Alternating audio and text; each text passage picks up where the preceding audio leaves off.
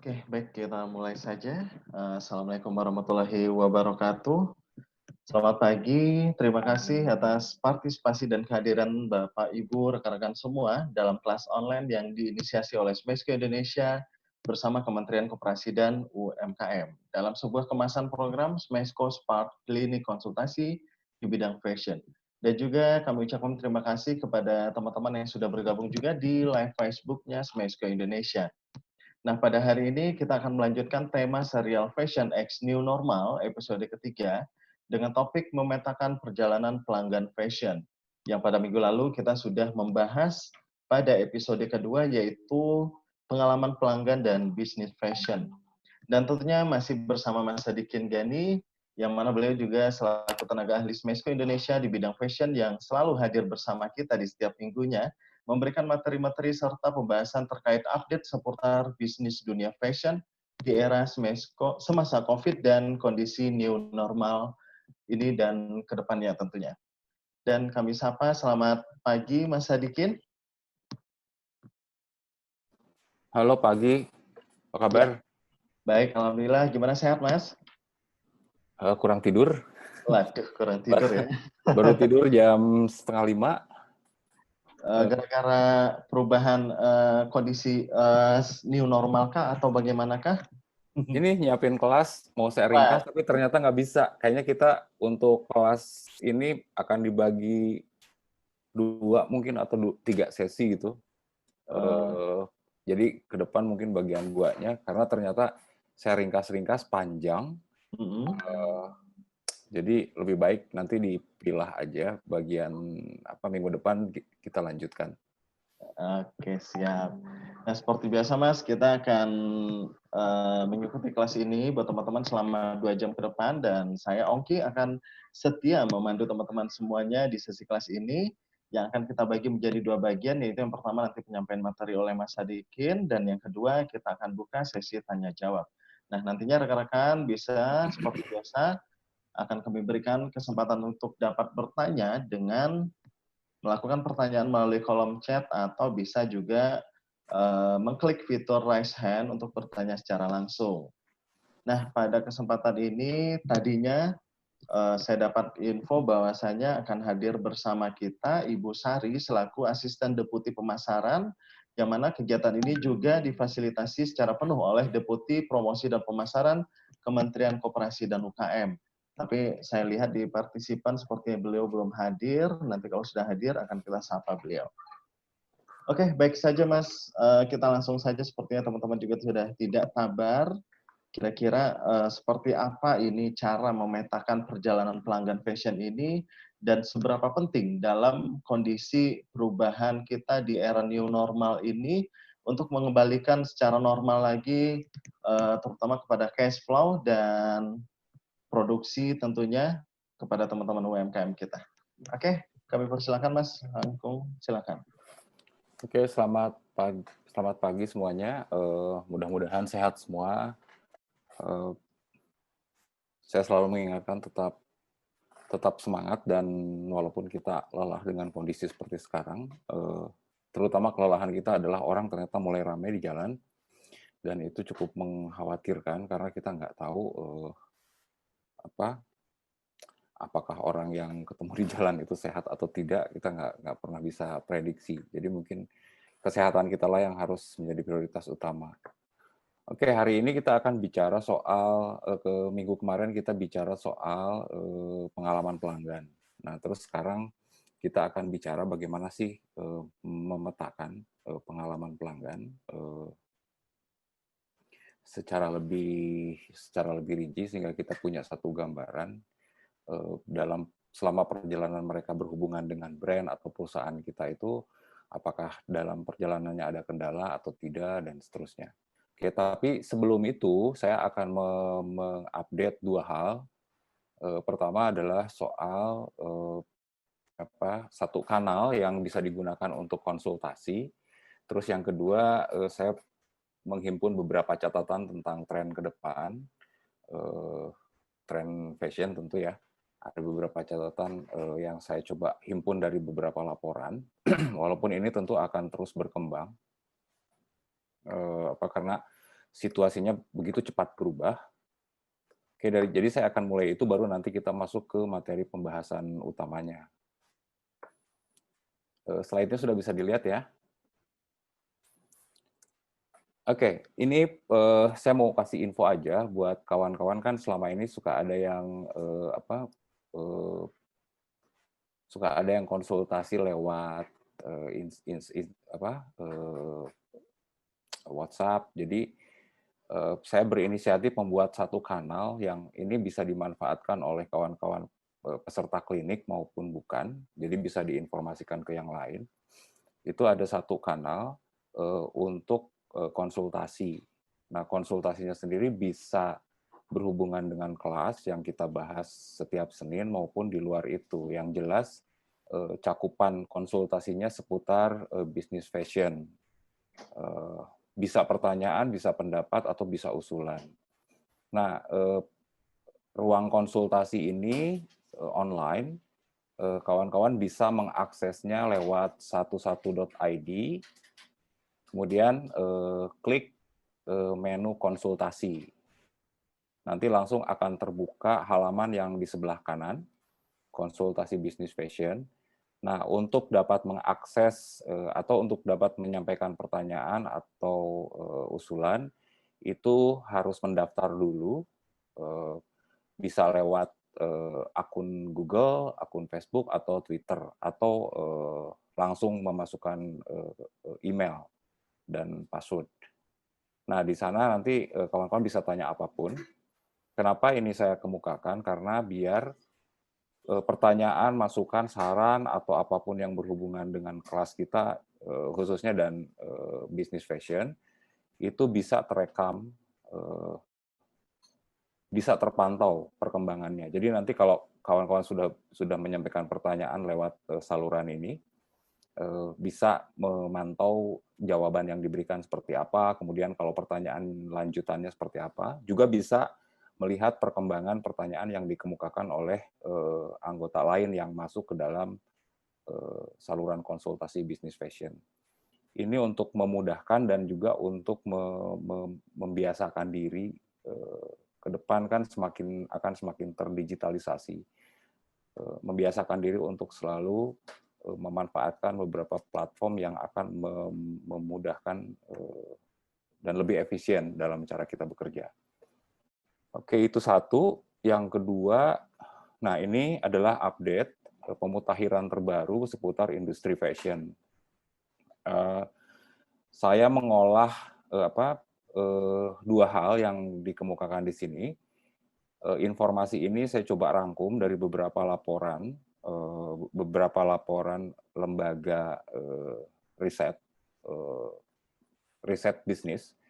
Itu dari McKinsey, kemudian Business of Fashion, Vogue Business, Omnilytic, Racounter, dan lain-lain. Oke, sebetulnya ini untuk industri fashion kecenderungannya seperti yang pernah dan sering saya kemukakan, bahwa pertama yang mungkin harus dicatat bahwa industri fashion tak seperti dulu lagi. Industri fashion secara global tidak seperti industri fashion yang kita bayangkan sebelum COVID. Terutama yang terjadi adalah terjadinya perubahan prioritas kebutuhan konsumen. Nah, ini penting untuk dicatat, perubahan kebutuhan, perubahan perilaku belanja itu sangat besar pengaruhnya, dan itu berimplikasi pada rantai pasokan, karena ini berhubungan dengan permintaan dan penawaran produk fashion. Nah, dalam kondisi seperti ini, kita sebagai pebisnis fashion, pilihannya adalah beradaptasi dengan perubahan dan tantangan tersebut, terutama beradaptasi dengan tuntutan bisnis kita yang semakin terdigitalisasi. Jadi mau tidak mau, selain memang kebutuhan untuk masuk ke saluran, untuk memanfaatkan teknologi informasi, masuk ke saluran online, selain memang itu tidak terhindarkan dalam kondisi saat ini, di mana jarak sosial, protokol kesehatan masih akan terus berlangsung, yang kita tidak tahu sampai kapan. Dan juga ini penting karena ke depan, tantangan sekarang dan ke depan itu adalah kita menghadapi satu era di mana menuju satu era digital ekonomi digital. Jadi perusahaan yang mampu beradaptasi dengan itu akan kondisinya bisa menjadi lebih baik dibandingkan yang tidak mengadaptasi itu. Kayak transformasi digital ini pernah saya singgung di sesi sebelumnya. Pengertian sederhananya seperti yang saya tulis, integrasi teknologi digital ke dalam semua area bisnis ya, yang secara fundamental mengatur bagaimana mengoperasikan dan menyampaikan nilai kepada pelanggan. Nah, transformasi digital yang dimaksud di sini bukan cuma sekadar memanfaatkan media sosial, memanfaatkan e-commerce, atau memanfaatkan marketplace, tapi jauh lebih dari itu. Transformasi digital berhubungan dengan seluruh operasi bisnis kita, baik yang berhubungan langsung dengan konsumen maupun di belakangnya. Nah, mungkin nanti kita perlu ada satu sesi transformasi digital untuk kawan-kawan UKM ini seperti apa yang harus dilakukan, kemudian perkakas atau tools apa yang dibutuhkan untuk mendukung bisnis. Nah, informasi tentang itu sebetulnya sudah ada di 11.id, informasi tentang perlengkapan yang sebaiknya dimiliki dan dikuasai oleh para pelaku bisnis fashion untuk memasuki satu era ekonomi yang semakin terdigitalisasi. Oke, itu update dari saya tentang tadi soal saluran untuk konsultasi, dan yang kedua soal perubahan industri fashion. Oh, ada satu lagi, ini juga penting untuk diperhatikan, walaupun tidak berarti ini adalah hasil akhir atau hasil final, yang ini akan terus berkembang, adalah tren. Jadi ada dari beberapa laporan yang saya terima, terutama laporan yang saya ambil ini adalah laporan dari Edit. Itu satu lembaga swasta, bisa dikatakan sebagai satu konsultan yang bekerja untuk membuat ramalan tren ke depan. Biasanya mereka bekerja untuk brand global, untuk beberapa brand global.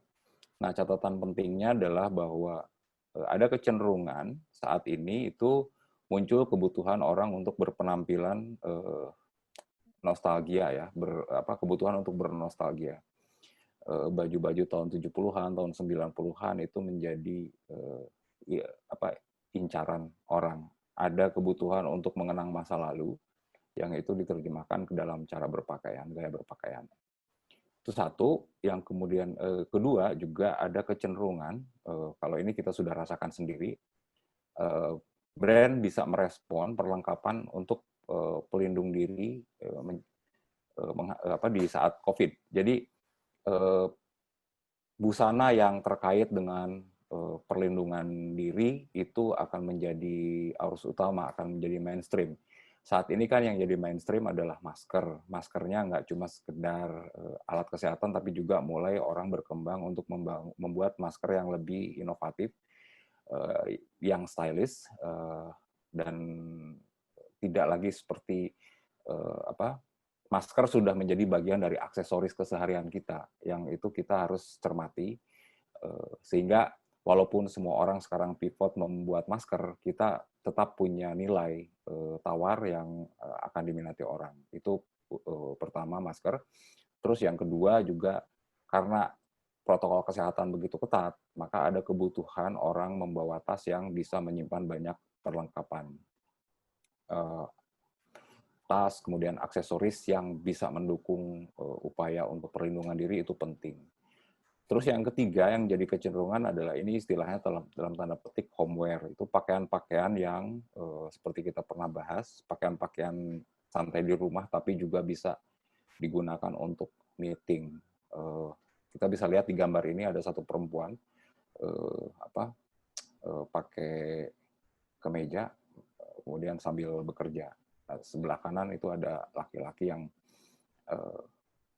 casual, bisa dipakai di rumah, tapi juga bisa digunakan sebagai busana untuk melakukan rapat online misalnya.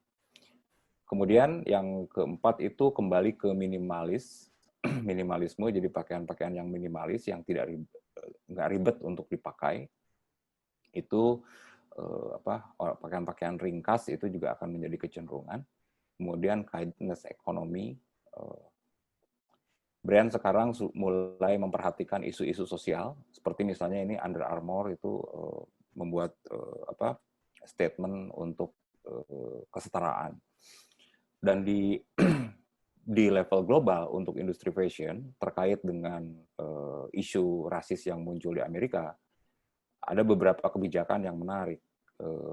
Salah satunya yang menjadi kesepakatan antara Dewan Fashion Amerika dan Dewan Fashion Inggris adalah setiap brand harus menyeimbangkan para pekerjanya secara lebih seimbang. Sebelumnya kan lebih banyak orang-orang kulit putih. Nah, sekarang mereka harus menyeimbangkan antara proporsi antara pekerja kulit putih dan non kulit putih, kulit hitam, kemudian Asia, dan itu menjadi kesepakatan bersama di Dewan Fashion Inggris dan Dewan Fashion Amerika. Setiap brand diarahkan untuk mempekerjakan orang tidak rasis. Kemudian soal salary dan seterusnya. Itu juga perubahan yang cukup penting, karena seperti kita ketahui bahwa industri fashion global punya kecenderungan, dan itu diakui sendiri oleh Karl Lagerfeld misalnya, bahwa industri fashion itu tidak demokratis. Orang-orang yang bisa masuk ke industri fashion pasti yang diprioritaskan dulu itu orang-orang kulit putih. Kita tidak pernah menemukan jarang sekali menemukan creative director seorang kulit putih, misalnya kulit hitam atau kulit Asia misalnya. Kebanyakan kulit putih, dan biasanya karir di fashion untuk orang-orang non kulit putih itu hanya sampai ke level creative director. Di atas itu udah orang kulit putih semua. Nah, ini jadi isu yang juga diperhatikan di lingkungan industri fashion global. Kesadaran itu semakin tinggi. Nah, ini tentu akan mempengaruhi dinamika fashion di dalam negeri. Saran saya adalah akan sangat baik kalau misalnya brand kawan-kawan itu juga punya concern bahwa untuk di Indonesia misalnya membangun kesetaraan, tidak membeda-bedakan orang berdasarkan keyakinan, yang itu akan membuat perpecahan. Itu menjadi isu yang penting untuk dikemukakan. Membangun keseimbangan, sehingga apa yang terjadi di Amerika itu tidak terulang dan terjadi di Indonesia dengan isu SARA itu. Itu perkembangan terbaru. Kawan-kawan bisa cek lagi di beberapa media fashion, terutama media fashion yang punya concern pada perkembangan bisnis fashion global, itu seputar isu ini. Oke, itu 1, 2, 3 hal yang saya sisipkan dalam kesempatan ini. Kemudian kita akan masuk ke pembahasan utama. Ada 3 pertanyaan yang coba kita bahas di sini. Tapi mungkin ketiga pertanyaan ini tidak akan langsung selesai dibahas di hari ini. Setelah saya pertimbangkan, kita mesti menambahnya 1 atau 2 sesi ke depan, sehingga kita lebih punya gambaran yang lebih jelas. Oke, kemarin kita sudah membahas soal pengalaman pelanggan. Pengalaman pelanggan sangat penting, karena itu akan banyak menentukan kalau pelanggan mengalami rasa puas, itu akan punya kontribusi besar, mereka akan membeli produk kita, bahkan sampai ke level setia dan loyal untuk selalu memberi brand kita. Karena pengalaman buruk misalnya itu akan menjauhkan kita dari pelanggan. Contoh paling sederhana adalah kalau kita masuk ke toko misalnya, para pelayannya tidak kooperatif, atau pelayannya ngikutin langkah kita sepanjang toko, kan itu sering itu membuat pengalaman kita tidak nyaman, terganggu. Nah, hal seperti itu sangat signifikan mempengaruhi keputusan orang untuk membeli satu produk. Atau misalnya display di tokonya berantakan. Kita misalnya contoh paling mudah untuk diperbandingkan, kalau kawan-kawan misalnya masuk ke Uniqlo, kemudian kawan-kawan masuk ke H&M, itu kan penataannya sangat berbeda. Uniqlo itu sangat rapi, teratur, cara penyimpanannya juga sangat memudahkan kita untuk mencari barang. Sementara kalau kita lihat ke misalnya ke toko H&M itu ditumpuk, tidak memberi kesan rapi, berantakan gitu. Nah itu kan pengalaman itu, hal seperti itu akan memberi pengalaman terhadap pelanggan dan itu akan mempengaruhi keputusan dia untuk membeli dan setia terhadap satu brand. Nah terus yang kedua, kita akan bahas kenapa sih kita harus bahas perjalanan pelanggan, kemudian apa sih arti pentingnya untuk bisnis dan bagaimana kita memetakan pengalaman mereka sehingga kita cukup tahu apa yang mereka suka, apa yang membuat mereka nyaman, apa yang membuat mereka tidak nyaman, kemudian layanan di bagian apa yang perlu diperbaiki sehingga itu akan memberi kenyamanan bagi pelanggan. Oke, ini saya mengulang dari minggu kemarin, sedikit mengulang. Kemarin kita sudah membahas soal pengalaman pelanggan. Kalau kita bicara pengalaman itu kita bahas kemarin adalah interaksi pelanggan dengan perusahaan brand kita, dengan produk dan lain-lain yang terjadi sepanjang waktu. Jadi kalau kita bicara perjalanan pelanggan itu adalah pengalaman seseorang berhubungan dengan brand dan perusahaan kita sebelum dia membeli produk yang kita jual. Jadi kalau dalam lingkaran tengah ini, saya menggambarkan secara sederhana. Kalau kita bicara pengalaman perjalanan pelanggan, itu mulai dari orang yang sama sekali tidak tahu brand kita, kemudian tahu brand kita, kemudian menjadi pelanggan, bahkan kalau pengalamannya cukup menyenangkan, dia akan menjadi satu promotor.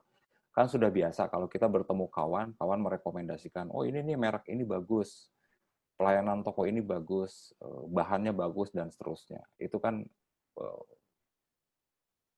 sebagai promotor, sebagai orang yang mempromosikan produk dan brand kita. Nah itu seseorang menjadi promotor itu kan dari mulai dia tidak kenal, kalau kita bicara peta perjalanan pelanggan, itu dari mulai orang itu tidak kenal brand kita sampai menjadi promotor brand kita. Nah, kalau didefinisikan, peta perjalanan pelanggan itu ini satu definisi yang sangat sederhana, itu mendokumentasikan pengalaman seseorang menjadi pelanggan sebuah perusahaan melalui instrumen bercerita dan visual. Nah, mungkin coba kawan-kawan renungkan sejenak, apakah kita pernah berpikir bagaimana sih perjalanannya orang yang membeli produk kita? Bagaimana perjalanan seseorang yang menjadi pelanggan loyal? Mereka pasti punya sekian banyak cerita kenapa mereka membeli produk kita. Tahu dari mana, kemudian dapat informasi dari siapa, itu bisa kita gambarkan. Kemudian kenapa mereka misalnya dari yang tadinya tidak tahu brand kita, kemudian tahu, kemudian menjadi pelanggan, membeli produk kita, itu ada ceritanya. Setiap orang punya pengalaman yang berbeda. Nah, tidak semua pelanggan yang membeli produk kita itu dalam perjalanannya mengalami rasa senang. Mungkin di tengah-tengah ada rasa kecewa.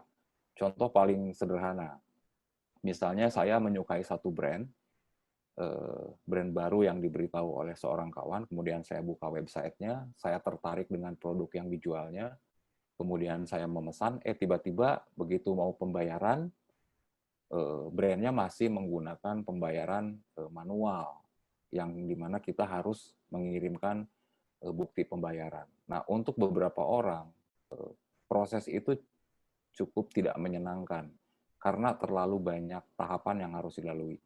Berbeda dengan misalnya ketika kita belanja, langsung bayar tanpa harus melakukan konfirmasi pembayaran. Itu akan lebih efisien. Nah, beberapa pelanggan sangat memperhatikan cara pembayaran. Kemudian juga biasanya pelanggan yang lebih skeptis lagi, yang lebih kritis lagi, mereka akan perhatikan kalau barangnya rusak ini aturannya bagaimana? Apakah dikembalikan dengan biaya kirim dari konsumen atau ditanggung oleh penjual, oleh brand, oleh kita sebagai penjual produk. Nah, aturan-aturan seperti itu eh, bisa membuat orang senang kalau memang tepat, bisa juga sebaliknya membuat orang tidak senang. Nah, hal seperti itulah yang kita coba tangkap, pengalaman-pengalaman senang dan tidak senang, kecewa, marah, itu yang kita tangkap dari para pelanggan kita. Sehingga kita tahu kalau misalnya di satu titik pelanggan kita merasa kecewa, kita akan, kalau kita tahu, kita bisa memperbaikinya. Sementara kalau kita tidak tahu bagaimana pelanggan itu kontak dengan brand kita, kita tidak pernah tahu di titik mana mereka merasa senang dan di titik mana mereka tidak senang. Kita harus tahu itu, tujuannya adalah untuk memperbaiki layanan yang kita berikan pada pelanggan. Oke, lanjut pada slide ini saya lihat kita lihat ada lingkaran bulat ini mulai lingkaran ini menunjukkan proses seseorang menjadi pelanggan dari mulai tidak dikenal, kemudian prospek terlibat dengan brand, kemudian jadi pelanggan, itu yang disebut dengan siklus hidup. Nanti di belakang ada siklus hidup pelanggan yang lebih detail lagi. Jadi pelanggan ini punya siklus hidup. Kalau di lingkaran ini kan siklus hidup positif gitu ya, dari orang yang tidak dikenal, tidak mengenal brand kita, kemudian tertarik, kemudian mereka melihat produk kita, merasakan pengalamannya, itu disebut dengan prospek. Setelah dia tertarik, melihat produk, kemudian memutuskan membeli. Nah, kalau dia senang, maka dia akan mempromosikan brand kita kepada orang lain. Ini adalah gambaran sebuah pengalaman positif dari seorang pelanggan. Tapi sangat mungkin orang yang awalnya tertarik, kemudian ketika dia membuka website atau datang ke toko kita tidak menyenangkan, maka dia kemungkinan tidak akan jadi pelanggan. Dia hanya berhenti sampai prospek dan tidak melanjutkan menjadi pelanggan, apalagi menjadi promotor. Nah, ini penting untuk dipahami, sehingga kita bisa mengoptimalkan strategi kita bagaimana membuat perjalanan pelanggan berhubungan dengan brand kita ini selalu merasa senang. Sehingga bukan saja dia membeli pakaian kita, bahkan bisa ikut mempromosikan brand kita. Oke, jadi tujuannya, kalau di deskripsi secara deskriptif ya, tujuan dari membuat peta perjalanan pelanggan ini adalah membantu perusahaan brand memperoleh wawasan tentang titik-titik di mana pelanggan merasa senang dan tidak senang, sehingga perusahaan atau brand kita dapat membuat tindakan untuk meningkatkan pengalaman pelanggan dengan lebih baik dan menentukan apa saja yang pelanggan dan calon pelanggan butuhkan. Jadi kalau kita bicara pelanggan adalah ada pelanggan aktual, artinya pelanggan yang sudah membeli produk kita, ada juga pelanggan yang potensial, artinya orang yang mulai tertarik, bahkan mungkin mulai melihat-lihat produk kita, tapi belum memutuskan membeli. Itu adalah pelanggan, kalau dalam bahasa saya itu adalah pelanggan potensial, yang harus diprospek kalau menurut orang-orang marketing atau sales ya.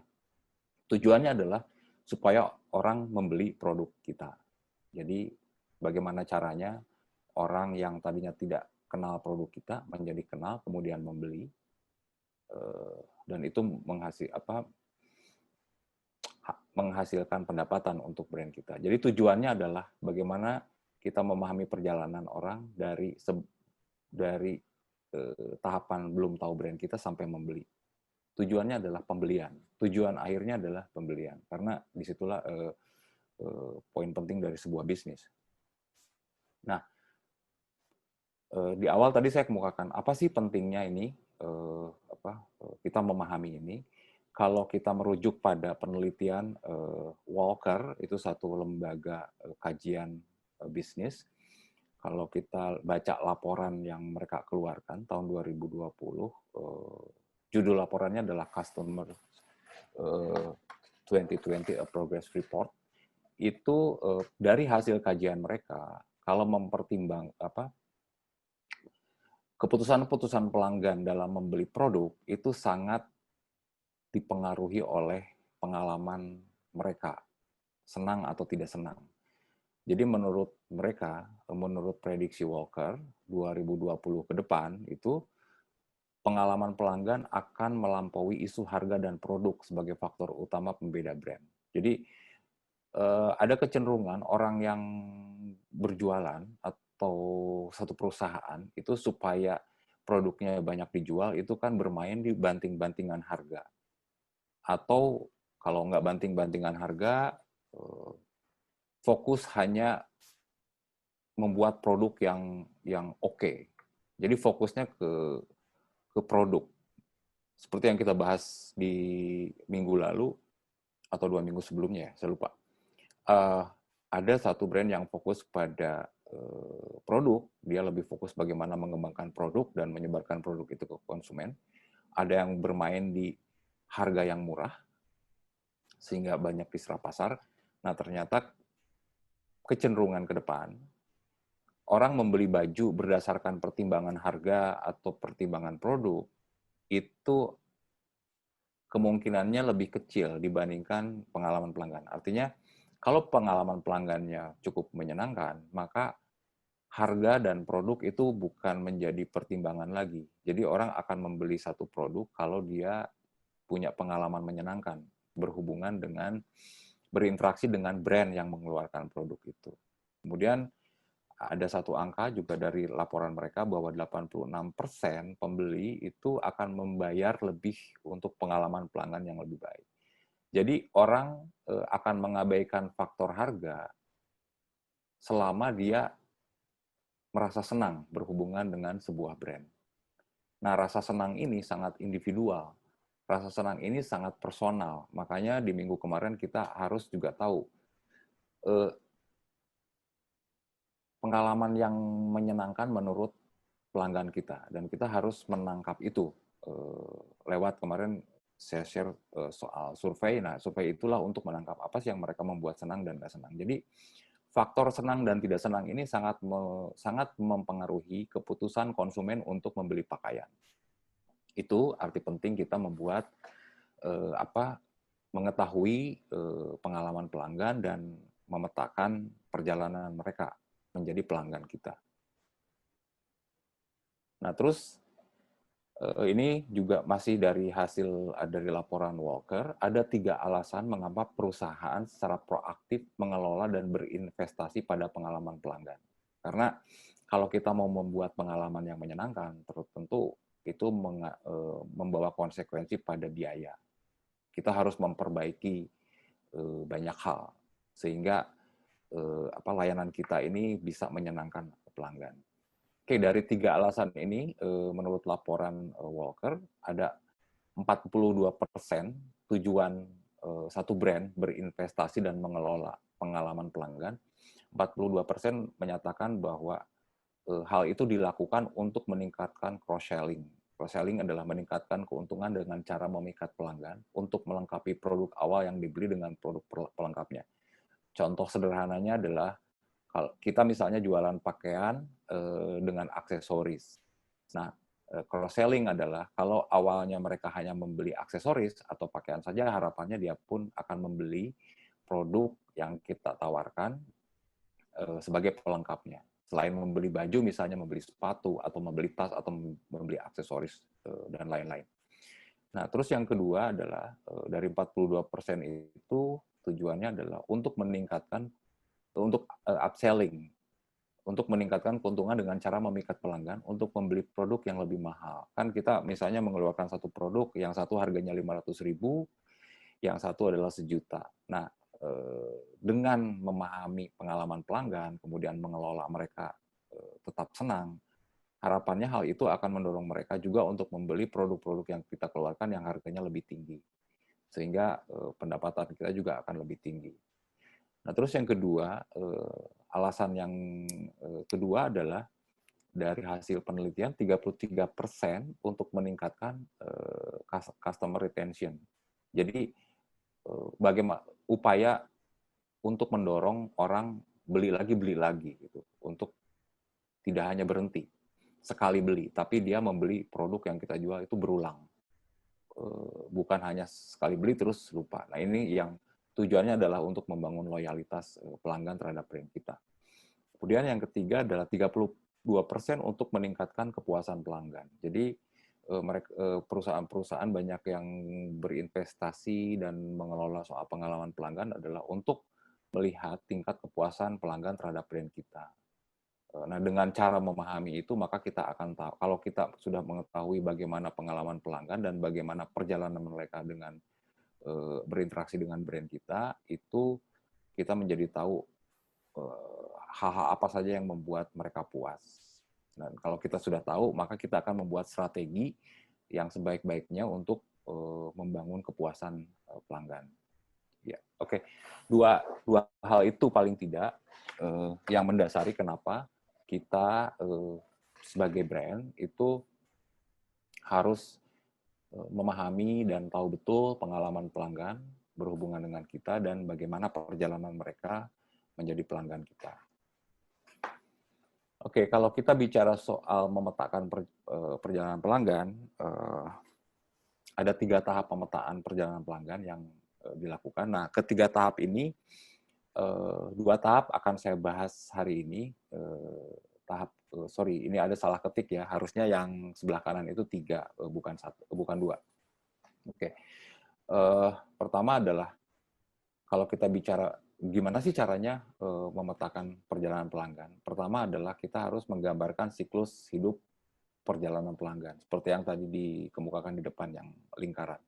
Dari mulai tidak tahu sampai dia tahu, kemudian membeli produk kita dan loyal pada brand kita. Terus yang tahap kedua adalah mengidentifikasi titik kontak perusahaan brand dengan pelanggan. Nah, di titik ini kita mencari tahu titik mana yang membuat mereka senang, titik mana yang membuat mereka happy. Istilah teknisnya biasanya disebut dengan touch point.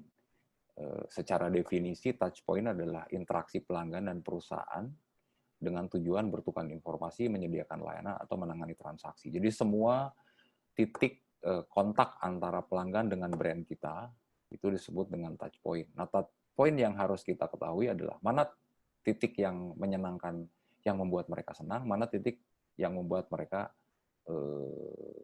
tidak senang. Kalau kita sudah tahu titik di mana mereka senang, tentu kita akan optimalkan apa yang sudah kita lakukan. Sementara kalau kita tahu titik yang membuat mereka tidak senang, kita akan melakukan perubahan sehingga masalahnya terselesaikan dan orang yang tadinya tidak senang menjadi senang. Kurang lebih seperti itu. Nah, kemudian kalau kita sudah menggambarkan siklus perjalanan pelanggan, kemudian mengidentifikasi titik mana saja mereka senang dan tidak senang, lalu langkah selanjutnya adalah menganalisis itu untuk sebagai rujukan dalam kita membuat strategi ke depan untuk membuat pelanggan kita selalu senang berinteraksi dengan brand kita. Itu 3 tahapan itu. Nah, kita akan bahas yang pertama. Kalau kita bicara siklus hidup perjalanan pelanggan, ini lebih detail dari yang saya kemukakan di depan. Pertanyaannya bagaimana sih? Coba ini pertanyaan ini sebetulnya bisa kita sampaikan pada pelanggan, dan kalau untuk simulasi bisa kita sampaikan pada diri sendiri. Kita kan juga selain produsen juga konsumen. Kawan-kawan membuat baju, menjualnya juga, tapi juga kawan-kawan adalah konsumen baju. Coba bayangkan misalnya kalau kawan-kawan menyukai satu brand, coba diingat-ingat lagi bagaimana perjalanan bisa menyukai satu brand itu. Cerita awalnya bagaimana, tahu dari mana, kenapa suka, dan seterusnya. Nah, ini adalah siklus umum yang sebetulnya masih bisa dilengkapi, juga bisa disederhanakan. Tapi paling tidak, kalau kita menggambarkan satu siklus hidup pelanggan, pertama biasanya dimulai dengan menemukan. Jadi seseorang menemukan produk dan lain-lain yang ditawarkan oleh perusahaan. Nah, menemukannya ini kan ada banyak cerita yang berbeda. Satu orang misalnya menemukan karena dia dapat informasi dari kawannya. Kemudian pelanggan yang lain menemukannya dengan cara lain. Misalnya tidak sengaja googling, kemudian menemukan brand kita. Atau dia mampir ke departemen store, ada produk kita, nah itu kan dia menemukannya dengan cara seperti itu. Bisa juga misalnya orang yang menemukannya dengan cara dia membuka situs media online, fashion misalnya, Kemudian dia menemukan iklan. Nah, itu kan caranya beda-beda. Setiap orang punya cerita masing-masing bagaimana mereka menjadi pelanggan sebuah brand. Perjalanan awalnya akan sangat berbeda, dan itu sudah seharusnya kita ketahui. Nah, biasanya kemudian setelah tahu orang, dan biasanya saya sendiri melakukan hal seperti ini, kalau saya sudah menemukan satu brand, kemudian saya periksa produk dan lainnya secara seksama. Kan kalau misalnya kawan-kawan beli di Tokopedia atau di marketplace ya, kalau lihat produk kan yang pertama adalah memeriksa dulu, ini apakah bisa dipercaya atau tidak, kemudian apakah produknya original atau tidak, dan seterusnya. Jadi mengecek produk dan layanannya. Nah, kemudian biasanya tahapan berikutnya setelah orang memeriksa, kemudian membandingkan. Nah, membandingkan ini bisa membandingkan berdasarkan harga, bisa membandingkan berdasarkan produknya. Pengalaman saya misalnya, kalau saya mencari satu produk di marketplace, setelah saya menemukan satu produk yang saya temui, kemudian saya harus bandingkan produk serupa, merek serupa, dengan yang dijual di toko lain. Apakah ada yang lebih murah atau tidak. Makanya kalau kita masuk ke marketplace kan ada fitur untuk menentukan harga terendah dan harga tertinggi. Nah, kita bandingkan dari sisi harga. Ada juga yang membandingkannya dari sisi kualitas kalau brandnya berbeda.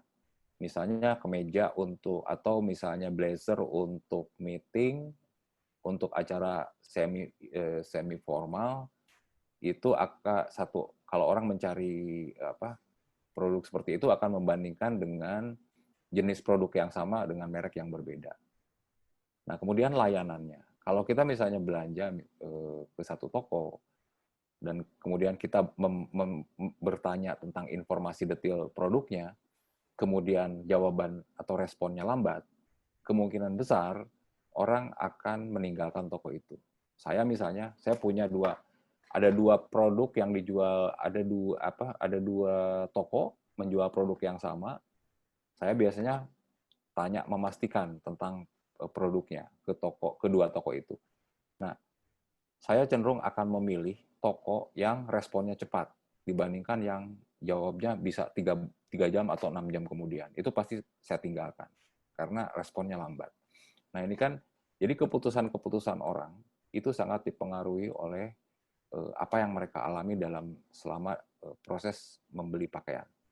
Nah, tadi di hasil penelitian disebutkan kan produknya mungkin sama, harganya lebih mahal tapi pelayanannya lebih baik, orang akan cenderung memilih pelayanan yang lebih baik. Apalagi kalau kita membutuhkan barang itu butuh cepat. Tentu respon cepat akan mempengaruhi keputusan kita untuk membeli. Saya pribadi cenderung membeli di toko yang responnya cepat dan dia bisa menjelaskan produknya, walaupun harganya lebih tinggi sedikit dibandingkan toko yang harganya lebih rendah tapi responnya lambat. Karena itu tidak efisien, memakan banyak waktu. Nah, setelah membandingkan, orang kemudian mengevaluasi tadi, apakah produk yang saya beli itu dibandingkan produk serupa dengan brand lain, apakah punya nilai lebih atau tidak, kemudian layanan yang cepat atau tidak. Baru setelah dievaluasi, setelah kita melakukan penilaian, muncullah keputusan untuk membeli. Jadi setelah menemukan, memeriksa, membandingkan, kemudian mengevaluasi, baru memutuskan membeli. Nah, kalau ternyata setelah membeli produknya sesuai dengan apa yang mereka tawarkan, sesuai dengan yang mereka tampilkan di katalog, sesuai informasi yang mereka sampaikan, maka ketika saya butuh barang lainnya dari toko tersebut, saya sudah punya kepercayaan dan kemungkinan besar saya membeli di toko yang bersangkutan. Contoh paling sederhana, kalau saya memberi kebutuhan yang biasa sering saya lakukan adalah saya selalu punya kebutuhan untuk menyediakan fresh milk di rumah. Itu kalau saya beli di satu marketplace, itu kan ada histori pembelian masa lalu sebelumnya. Nah, biasanya saya tidak lagi memeriksa barang satu-satu karena saya sudah percaya pada toko yang bersangkutan, saya langsung aja klik untuk beli kembali. Beli lagi kalau di Tokopedia ya ada tombol beli lagi gitu. Nah, itu adalah retensi pengulangan. Nah, harapannya semua orang, semua pelanggan itu seperti itu. Kita sebagai perusahaan, sebagai brand mengharapkan pelanggan bisa seperti itu. Dan itu sangat ditentukan oleh perjalanan sebelumnya, dari mulai menemukan, memeriksa, membandingkan, sampai mengevaluasi dan membeli. Kalau perjalanannya di sepanjang perjalanan itu menyenangkan, kemungkinan orang akan membeli lagi produk kita.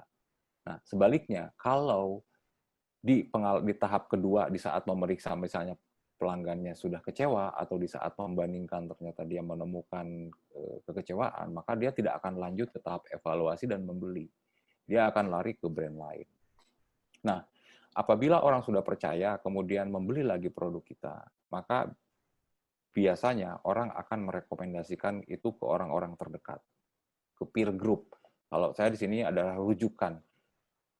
Kalau orang sudah merasa senang dengan satu brand, pelayanannya oke, produknya oke, maka dia akan woro-woro pada teman dekatnya tentang hal positif dari produk dan layanan brand.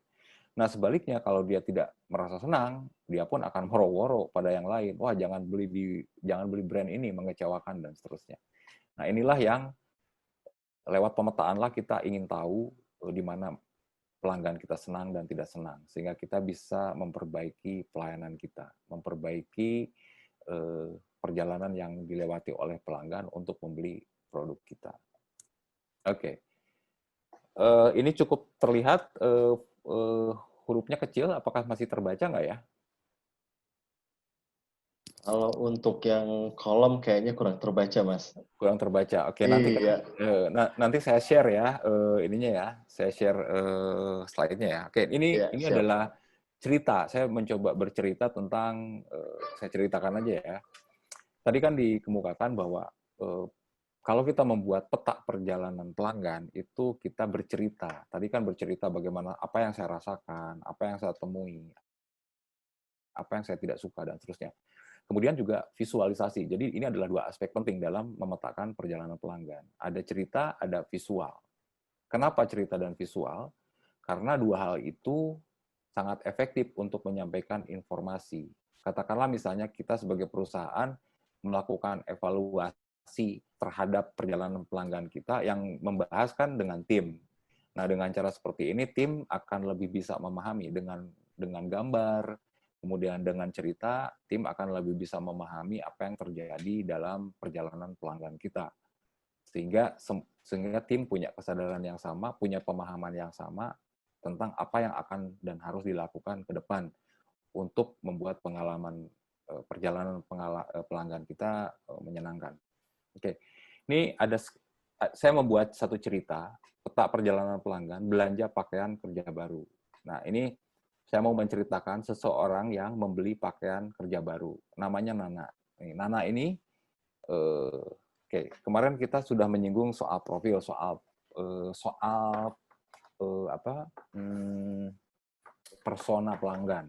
Kita kan harus tahu apa yang disukai pelanggan, apa minatnya, apa yang tidak disukai. Nah, di sini saya bercerita bahwa Nana ini seseorang yang selalu tergoda dengan model pakaian kerja yang ringkas dan sporty.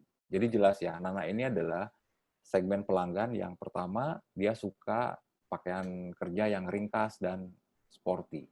Oke, skenario-nya adalah, ini ceritanya adalah, Nana ini suka dengan pakaian kerja yang ringkas dan sporty karena dia seorang eksekutif yang selalu berhubungan dengan pihak eksternal perusahaan. Dia selalu memprioritaskan belanja pakaian kerja yang tampak berkelas. Dia kan seorang eksekutif ya, jadi harus tampak berkelas dan mendukung kegiatan dengan mobilitas tinggi. Jadi sering meeting kemana-mana, mondar-mandir, tapi dia butuh baju yang ringkas juga tampak berkelas, menyesuaikan dengan posisinya. Nah, kalau dalam membeli produk, itu Nana punya harapan. Kalau dia mau membeli produk itu referensinya adalah produknya kalau membeli baju kerja itu yang simple, elegan, kemudian nyaman dipakai. Dan dia juga sangat memperhatikan baju yang ramah lingkungan, bahan-bahan yang ramah lingkungan. Nah, yang ketiga, yang harapan dia atau apa yang dia inginkan adalah brand lokal. Jadi Nana ini seorang eksekutif yang suka dengan pakaian ringkas dan sporty, dan dia suka dengan brand lokal, walaupun dia tidak alergi terhadap brand global gitu ya. Nah, ini profil Nana dan harapannya. Oke. Suatu hari ketika dia makan siang, dia membaca satu artikel ulasan pakaian kerja di era new normal. Jadi ini kejadiannya Nana ini baru berlangsung seminggu lalu. Nah, saat itulah dia melihat iklan banner, sebuah brand spesialis pakaian kerja untuk perempuan. Kayak nama brandnya, karena ini brand saya, jadi nama brandnya Gani ya. Jadi Nana menemukan brand saya ketika dia membaca satu artikel di majalah online. Karena saya pasang iklan di situ. Nah, jadi, wah, Nana bilang menarik nih, ada brand lokal baru spesialis pakaian kerja. Nah, ini kan sesuai. Iklan itu sampai ke orang yang memang segmennya. Nana, oke. Nah, di sini Nana senang nih, ada ikonnya kan, gambarnya tersenyum gitu. Nah, terus setelah dia lihat iklannya, dia buka websitenya. Nah, menurut Nana, tampilan websitenya simple dan clean, tapi sayang, nggak ada halaman lookbook-nya. Nah, jadi Nana agak kecewa. Kenapa? Karena dia hanya melihat katalog, nggak ada lookbook. Dia tidak punya gambaran bagaimana kalau pakaian itu dikenakan oleh orang biasa, bukan oleh model. Nah, dia agak kecewa. Nah, tadi saya menyinggung soal touch point. Nah, inilah touch point ketika Nana tahu brand Gani, kemudian dia membuka website. Nah, titik kontak itu di satu sisi membuat Nana senang, di sisi lain membuat Nana tidak senang karena ada alasannya ya. Oke.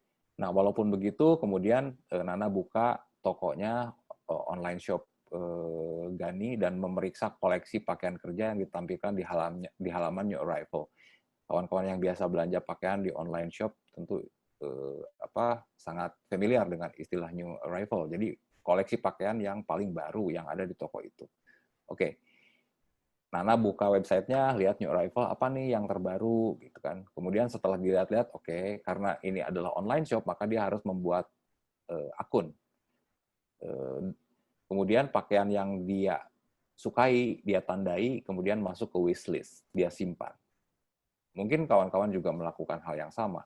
Saya juga melakukan hal yang sama. Kalau saya melihat barang yang saya cari di marketplace, walaupun saya belum memutuskan membeli, biasanya saya masukkan dulu ke keranjang, biar saya nanti tidak nyari-nyari lagi. Nah, itulah yang dilakukan Nana ketika lihat pakaian yang cocok, kemudian dia masukkan baju itu ke wishlist. Nah, karena di website disebutkan bahwa toko ini ada mobile app-nya, maka Nana berusaha untuk mendownload aplikasinya. Oke. Apa yang dialami oleh Nana? Dia bilang bahwa aku suka dengan koleksi mereka. Model dan pilihan warnanya oke. Jadi dari sisi produk, Nana senang dengan brand Gani ini. Tapi sayang, dia bilang. Sayang sekali mereka tidak menampilkan foto produk bagian sampingnya. Nah, ini kan pengalaman yang kurang memuaskan. Nana suka sama produknya, tapi di katalognya nggak ada foto bagian samping. Dia ingin tahu kan bagian depan, belakang, samping itu sehingga punya gambaran utuh kalau pakaian itu dikenakan oleh dia. Oke. Nah, setelah itu, setelah dia buka website, kemudian download aplikasi untuk handphone, kemudian membuka account, langkah selanjutnya sebelum dia memutuskan membeli adalah membandingkan. Dia membaca ulasan dan tanggapan konsumen tentang brand Gani ini.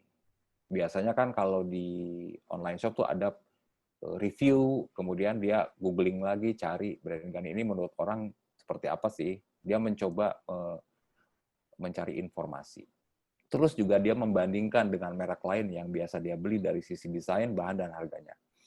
Karena Nana ini punya brand langganan, maka ketika menemukan brand baru, dia akan membandingkan dengan brand yang selama ini langganan dia. Nah, terus pengalaman selanjutnya yang membuat dia juga antara kecewa dan tidak kecewa, ketika dia menemukan link untuk mengunduh mobile app, dia mengalami pengalaman yang kurang menyenangkan. Dia bilang bagian ini agak nyebelin, link ke handphone app-nya error.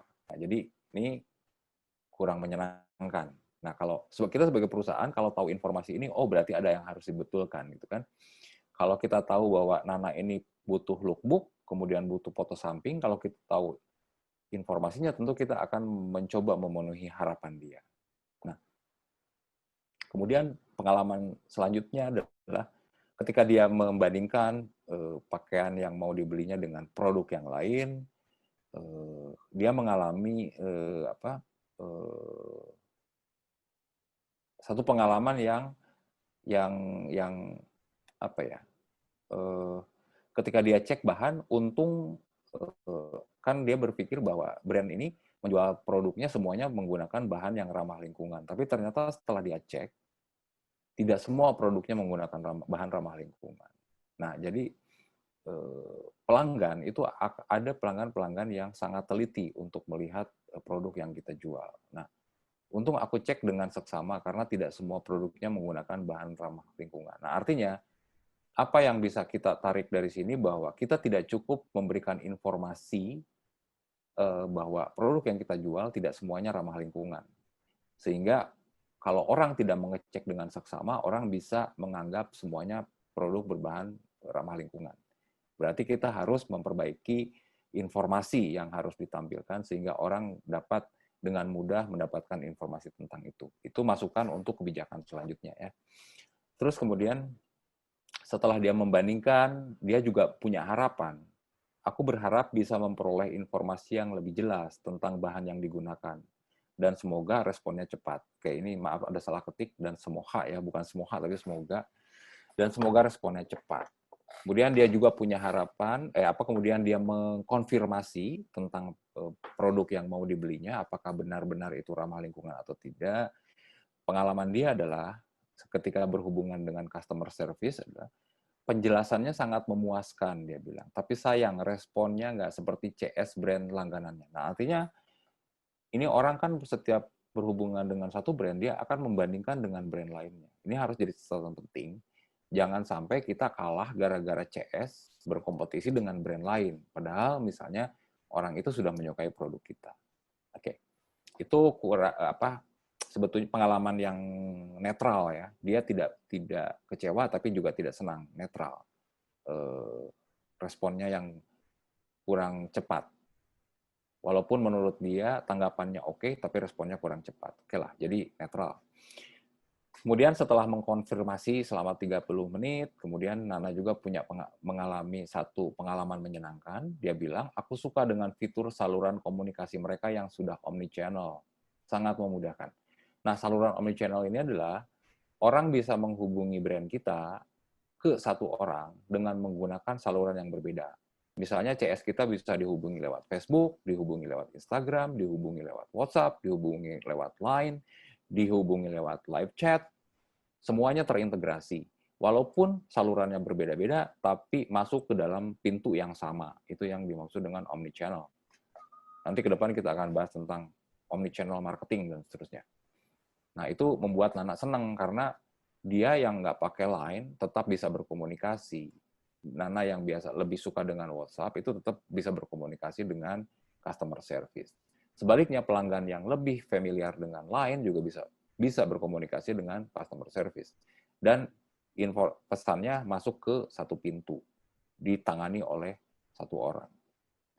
Nah, tapi kemudian setelah dia dapat informasi, dia berkomunikasi, memudahkan, dapat informasi lengkap, dia mengalami kecewa.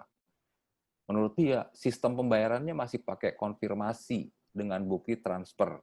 Berasa belanja tahun 2000 awal. Nah, ini kan dia kecewa.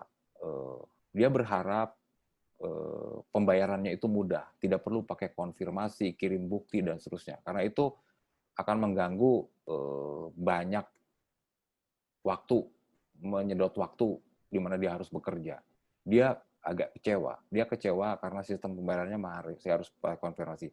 Tapi oke lah, karena dia suka dengan barangnya, bahannya oke, layanan penjelasan customer service-nya oke, kemudian saluran untuk komunikasinya juga oke, maka dia memutuskan tetap membeli produk itu. Artinya kekecewaan dia diimbangi oleh hal lain yang membuat dia tetap membeli. Nah, ketika membeli dia senang. Aku senang bisa dapat baju yang aku banget, berbahan ramah lingkungan. Oke. Nah, dia punya harapan. Aku berharap Gani punya sistem pembayaran yang lebih ringkas dengan payment gateway. Itu harapan Nana seorang pelanggan yang membeli. Nah, seperti inilah kurang lebih gambaran sederhana bagaimana kita membuat peta perjalanan pelanggan berhubungan dengan brand kita. Nah, setiap titik itu ada yang menyenangkan, ada yang tidak menyenangkan, ada yang membuat bahagia, ada yang membuat kecewa, ada yang biasa saja. Ini perlu kita dapatkan. Informasi gambaran ini penting untuk membuat langkah bisnis ke depan di titik mana saja yang pelayanan yang harus kita perbaiki. Misalnya nih, contoh, ya bagian ini agak nyebelin, link ke mobile app-nya error. Nah, kalau kita dapat informasi itu, maka kita akan segera memperbaiki supaya linknya nggak error. Supaya ketika orang mau mengunduh software-nya tidak error. Terus kemudian soal payment. Wah, ini ternyata banyak konsumen yang nggak suka kalau harus konfirmasi ulang karena menggunakan cara transfer manual. Sebaiknya kita sebagai brand menyediakan software yang sudah bisa menggunakan untuk fasilitas payment gateway. Misalnya toko kita terkoneksi dengan GoPay, terkoneksi dengan OVO, sehingga orang tidak harus konfirmasi, tapi sudah terkonfirmasi dengan sendirinya, tanpa harus mengirim bukti pembayaran.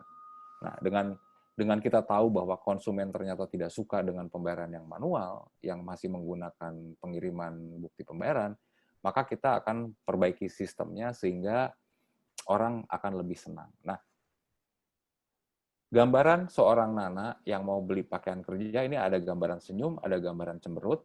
Tugas kita sebagai brand adalah bagaimana dalam setiap langkah Nana membeli pakaian ini, dia selalu tersenyum. Artinya, kita harus perbaiki apa yang membuat dia kecewa, apa yang membuat dia tidak suka, apa yang biasa saja itu dibuat menjadi senyum. Jadi bahasa sederhananya adalah bagaimana kita membuat emotikon yang ada di setiap perjalanan itu menjadi tersenyum semua. Itulah tujuan dari kita memetakan perjalanan pelanggan. Kalau orang tersenyum terus, maka kemungkinan membeli pakaiannya itu lebih besar daripada dia pergi meninggalkan brand kita. Kalaupun misalnya orang baru tersenyum di level memeriksa, tidak semua langsung ke pembelian, tapi itu menjadi positif karena orang akan menyimpan, akan mengingat, oh brand ini layak untuk dibeli. Suatu saat kalau sudah punya uang, akan membeli brand yang saya anggap oke. Oke, mudah-mudahan skenario ini cukup bisa terbayangkan, dan sebetulnya kita mengalami sendiri kalau kita coba menceritakan bagaimana kita mengenal satu brand dan menjadi pelanggan brand yang bersangkutan. Oke, nah dari tabel tentang peta perjalanan ini, kalau kita bagi dua, itu kalau kita bagi sebetulnya ada 3, tapi di sini akan saya bahas 2 dulu karena nanti bagian 3-nya akan dibahas minggu depan. Jadi bagian atas persona Nana, profil Nana dan harapan Nana itu dikategorikan sebagai zona A. Itu aktor dan skenario. Jadi aktornya Nana, skenarionya Nana, skenario bagaimana dia melalui proses dari mulai mempertimbangkan sampai melakukan pembelian produk kita. Nah, zona di bawah itu adalah zona B, itu tahapan perjalanan, tindakan, pikiran, perasaan. Jadi kalau tadi yang saya ceritakan itu kan ada tindakan. Nana membuka website, Nana mengunduh mobile app, Nana membuat akun, itu adalah tindakan. Kemudian perasaan, ketika dia kecewa dengan satu fiturnya, kemudian dia kecewa dengan payment gateway-nya. Terus pikiran bagaimana dia berpikir untuk memutuskan setelah membandingkan. Nah, jadi zona B adalah tahapan perjalanan, sementara zona A adalah menjelaskan aktor dan skenario konsumen. Oke, mudah-mudahan itu cukup bisa menjelaskan. Terima kasih.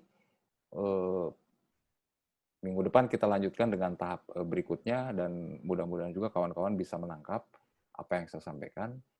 cara yang paling sederhana bagaimana memahami perjalanan pelanggan adalah mencoba menceritakan pengalaman kita, di mana kita senang, di mana kita kecewa ketika berhubungan dengan satu brand. Kapan kita tidak membeli produk satu brand karena tidak suka, itu apa saja. Jadi sebetulnya kita bisa membuat skenario berdasarkan pengalaman kita sendiri. Oke, terima kasih. Oke, baik. Terima kasih Mas Sadikin. Materinya untuk hari ini cukup menarik sekali karena ini salah satu pekerjaan yang begitu sangat menantang dan biasanya ini jarang-jarang sekali dilakukan oleh para UMKM kita. Karena bagaimanapun kalau dilihat tadi, cerita perjalanan si pelanggan Nana ini cukup sangat-sangat berpengaruh sekali terhadap brand kita. Kalau memang Sangat. suatu terjadi terkendala hal yang sulit dialami oleh Nana, dia akan bercerita kepada si A, si B, si Z gitu kan. Nah ini sudah menjadi suatu hal yang membuat brand kita jelek. Padahal ini hanya kesalahannya hanya sekelumit begitu ya. Iya, contoh yang sering dialami adalah ketika orang tertarik dengan produk satu brand, katakanlah dia mencari misalnya lewat Instagram, kemudian dia tertarik, suka, punya minat untuk membeli, terus nge-DM. Habis DM, 6 jam kemudian, dia cerita, gua kagak jadi beli, gua kecewa, 6 jam baru dibales, lu jangan deh belanja ke situ. Itu sering kejadian seperti itu. Itu kan Berarti slow kecewa berarti respon. kan. Iya, benar. Nah, kalau kita nggak tahu cerita itu dari pelanggan, kita nggak akan tahu apa yang harus kita perbaiki kan. Nah, itu sisi pentingnya adalah memahami, menangkap perjalanan mereka sehingga kita tahu mana yang membuat mereka kecewa, mana yang membuat mereka lari ke lain hati, ke brand lain, mana yang membuat mereka terus belanja. Gitu. Iya, benar sekali. Berarti kalau halnya seperti itu, akhirnya kita bisa mengerucut lagi. Kalau memang kita sudah terjun ke dunia online, tentunya kita harus siap sedia untuk berbagai chat atau pertanyaan dari pelanggan, dan itu memang harus punya admin khusus, tidak bisa langsung owner yang terjun langsung gitu. Karena kalau slow respon, pasti seperti Mas Gani bilang tadi, wah saya tidak akan belanja di brand ini karena konfirmasinya lama banget, chatnya lama banget gitu kan. Iya. Ya sama halnya juga sekarang kita sendiri seperti saya di kantor sekarang kita sedang ada program kakak asuh begitu kan. Sebenarnya kita tidak mau memperlama balasan chat bagi si peserta yang akan masuk. Tapi kadang keterbatasan informasi dan juga keterbatasan hal-hal yang akan kita sampaikan, akhirnya kita harus memending untuk membalas chat mereka. Nah ini juga memang harus menjadi perhatian juga. Berarti begitu juga dengan kesiapan si UMKM. Kalau memang ada hal-hal yang terkait dengan produk kita rasanya ini belum patut diposting gitu kan. Nah mungkin ini bisa dipending dulu berarti ya Mas ya. Iya, Dan betul. mungkin update stok atau apa gitu kan kalau memang belum Ya. terupdate banget gitu kan mungkin tidak langsung diposting karena kita kalau seandainya kita posting ada pertanyaan, nah kita harus mencari stok ini berapa, warnanya tinggal apa gitu kan. Ini kan juga akhirnya slow respon dan ini sangat berpengaruh sekali bagi si konsumen begitu ya. Contohnya misalnya ini sering dialami oleh kawan-kawan UKM, dia punya online shop, terus ada beberapa brand itu yang suka menampilkan produk yang out of stock. Jadi produknya udah nggak ada, tapi ditampilkan. Nah itu mengganggu, untuk banyak konsumen itu mengganggu. Kalau memang out of stock ya sudah, nggak harus ditampilkan gitu loh. Karena kita pembeli kan selalu fokus pada apa yang tersedia gitu kan. Kalau kita lihat di marketplace misalnya ada jawaban yang sudah diatur sama marketplace-nya, barang ready kan, nah ready kan gitu kan. Itu jadi kalau kita menampilkan barang yang ada di marketplace atau di toko, kita menampilkan katalognya harus pastikan bahwa itu ada. Jangan sampai orang merasa tidak yakin ini ada atau enggak. Nah, kalau kita sudah memberikan keyakinan bahwa produk yang ditampilkan ada, orang juga akan lebih cepat untuk memutuskan, oke saya beli, nggak harus tanya dulu gitu kan, itu buang waktu gitu. Harus tanya dulu ada atau enggak gitu. Kemudian menampilkan yang out of stock ya, untuk apa juga menampilkan out of stock, cuma menuhin website tapi nggak asik gitu loh, karena orang misalnya suka, tapi out of stock, malah orang jadi kecewa. Gitu. Nah, hal seperti itu yang sering terlewat dan mungkin saya yakin sih kawan-kawan UKM ini jarang juga memikirkan gimana ya ceritanya pelanggan saya bisa nyampe ke saya, apa yang mereka alami gitu. Tahu dari mana, itu penting. Tahu dari mana itu penting. Kalau misalnya sebagian pelanggan kita menjawab adalah tahu dari Facebook, maka ketika kita melakukan memasang iklan atau pemasaran, Facebook menjadi lebih tepat. Tapi ternyata yang lain, oh enggak, ternyata saya taunya dari teman, dari komunitas. Oh berarti kalau kita masarin untuk untuk segmen pelanggan ini lewat komunitas, itu lebih efektif. Sehingga kita akan punya strategi yang lebih tepat untuk menyampaikan pesan, pemasaran, dan seterusnya. Oke. Baik, seperti biasa kepada teman-teman semua yang ingin bertanya, silahkan langsung ketik melalui kolom chat, dan kalau ingin bertanya langsung silahkan raise hand. Nah, ini sudah ada yang raise hand, ini Mas Roy Antonius. Sebentar, halo? Sebentar, saya ambil minum dulu ya, sebentar. Oh, siap, Mas. Oke, sementara Mas Gani mengambil minum, saya ingin menyapa-nyapa dulu. Di sini saya ingin menyapa, ini terima kasih saya ucapkan kepada Ibu Emilia Suhaimi. Beliau adalah Direktur Utama periode 2017-2019.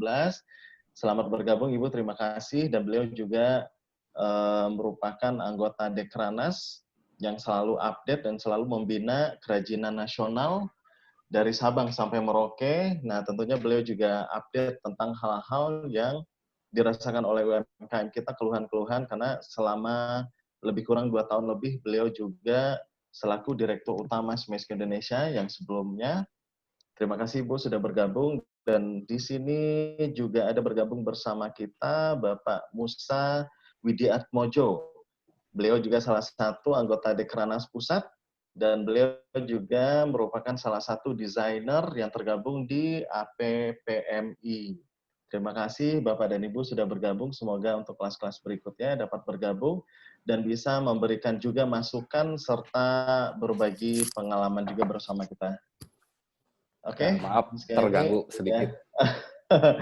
Rada haus ya Mas ya, kalau secara offline itu biasanya disiapkan oleh para pendamping-pendamping ya. Kalau secara virtual silahkan siapkan minum sendiri ya. Nanti sekali-sekali saya di Smesco Zoom-nya. Siap. Biar background-nya agak beda. Oke, siap Mas. Ditunggu nanti. Oke, ini sepertinya sudah ada lambaian tangan nih dari Mas Roy. Kita buka unmute aja langsung. Silakan Mas Roy. Oke, selamat siang Mas Roy. Siang Mas Ongki. Apa kabar? Bisnis lancar di Tangerang? Bisnis lancar, tapi harus promo terus, Mas. Iya, harus promosi terus. Iya, harus diskon terus soalnya. Mas Gani, aku mau nanya. Jadi aku kemarin sempat kepikiran untuk melakukan kerjasama dengan reseller, Mas. Iya. Jadi dengan metode dropshipping. Iya. Nah, pertanyaan aku, bagaimana sih biasa proses penjualan melalui reseller atau dropshipping? Karena kan barang dikirim dari saya ya. Iya. Jadi maksud saya untuk membantu juga orang-orang untuk mendapatkan tambahan income gitu, Mas. Iya. Nah, tapi bersambungan sama topik hari ini, gimana saya ngontrol customer experience-nya ya, Mas? Kalau misalkan reseller itu saya nggak bisa nggak bisa tahu gimana ininya dia penanganannya dia terhadap customer gitu. Itu sih Mas. Jadi ada dua ya. Oke. Pertanyaannya. Oke, makasih Mas. Langsung saya respon ya. Ya, silakan Mas. Ya. Oke, soal kerjasama dengan reseller itu biasanya kebijakannya ada di brand.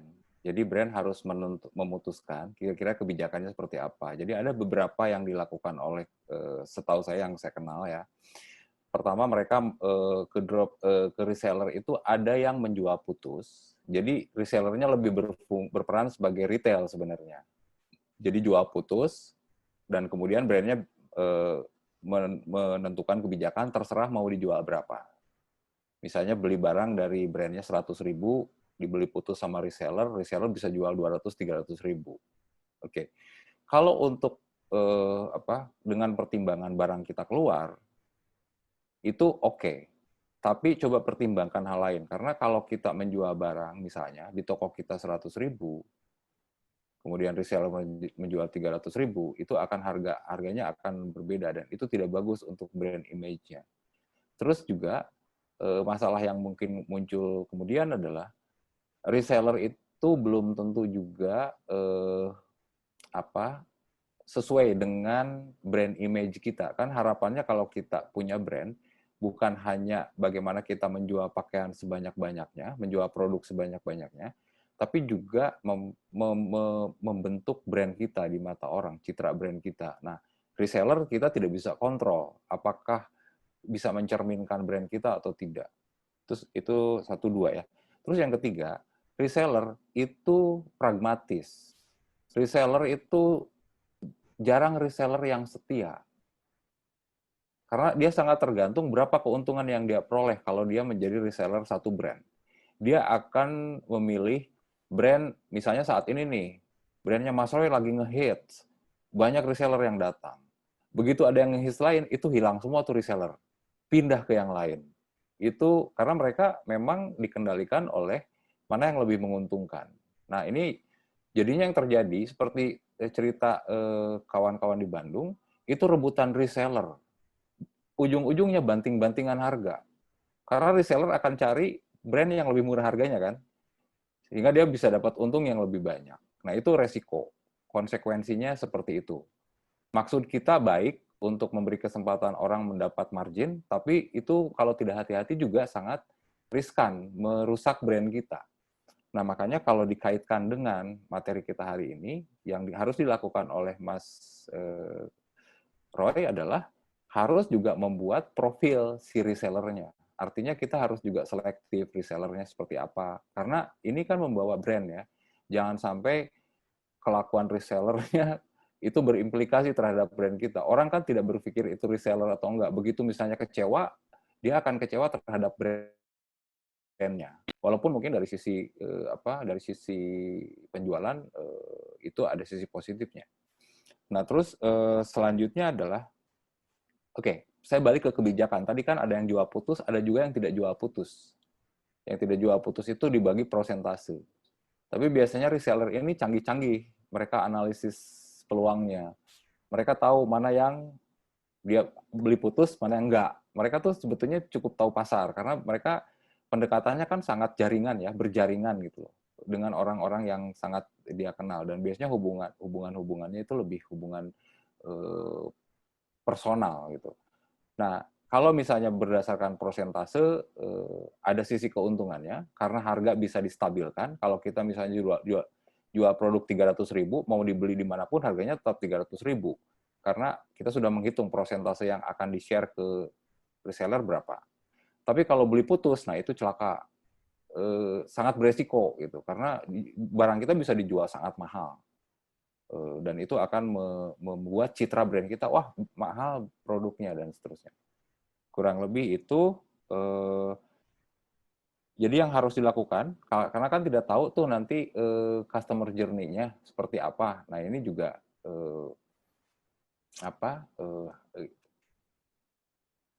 tantangan lain. Agak sulit memang kalau menemui menggambarkan bagaimana perjalanan seorang pelanggan dengan brand kita lewat reseller. Walaupun itu bisa dilakukan. Jadi bisa dilakukan misalnya pertama membuat peta perjalanan untuk reseller, membuat personanya resellernya, profilnya seperti apa. Apa sih yang diharapkan reseller? Tujuannya adalah untuk menjaga reseller ini tetap tidak tergoda dengan brand lain, dan juga reseller ini mengerti betul brand kita. Apa yang harus ditampilkan, apa yang harus dijaga, dan apa yang tidak boleh dilakukan berhubungan dengan brand kita. Nah, kemudian membuat peta pelanggan. Jadi peta pelanggannya, peta resellernya, itu yang harus dilakukan. Mengenal persona si resellernya, kemudian profil resellernya, apa sih yang membuat mereka tetap setia pada brand kita, juga membuat peta apa yang membuat pelanggan suka terhadap brand kita. Nah, kalau ada reseller, berarti harus juga buat peta bagaimana sih pelanggan ini berhubungan dengan reseller. Apa yang membuat mereka kecewa dengan reseller, dan seterusnya. Nah, sayangnya, kita dengan reseller kan tidak punya kontrol. Karena secara secara struktur perusahaan kan suka-suka dia gitu ya. Jadi kalau ada sesuatu yang salah kita nggak bisa harus begini harus begitu gitu loh. Nah terus juga ini tantangan lainnya kalau dengan reseller, reseller itu sangat mungkin menjual produk yang sama,